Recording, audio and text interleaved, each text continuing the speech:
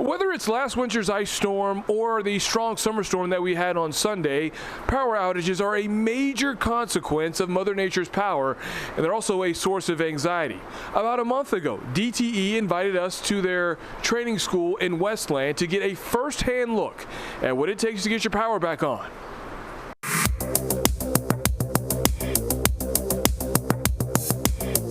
Before you see them working in the field, the men and women of DTE get their start here, a proving ground designed to help utility workers stay ahead of storm outages.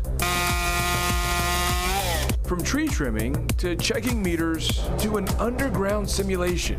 You may see a box truck sitting on the side of the road by a manhole.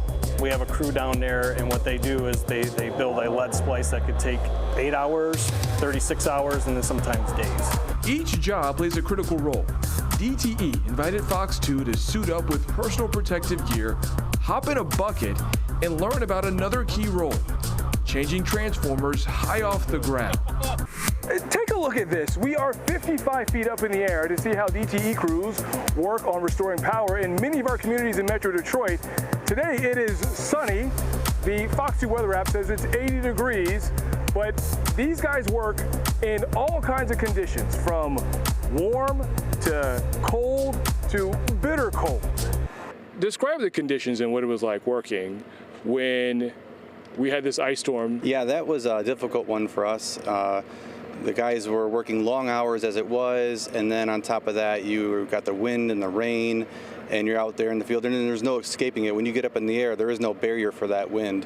While seeing how workers change transformers, we met Joe McLaren, a second-generation DTE lineman who worked to restore power after one of the worst ice storms in southeast Michigan's history last winter.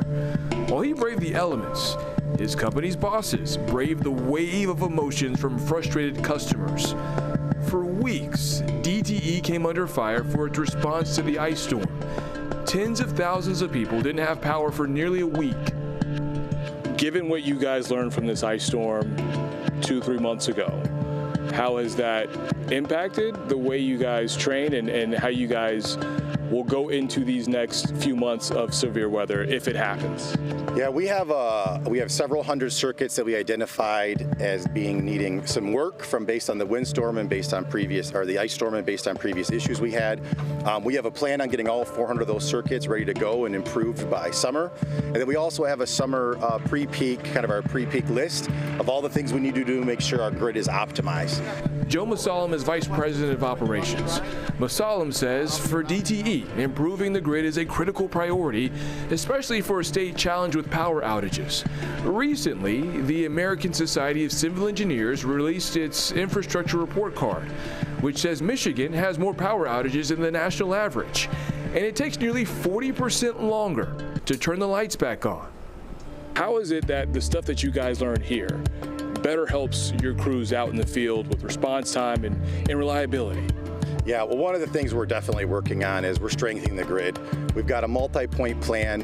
Masalam tells us DTE keeps track of past storms and activity to better prepare and stage crews for severe weather events down the line, using the recent past to stay ahead of an unpredictable future. In Westland, Brandon Hudson, Fox 2 News.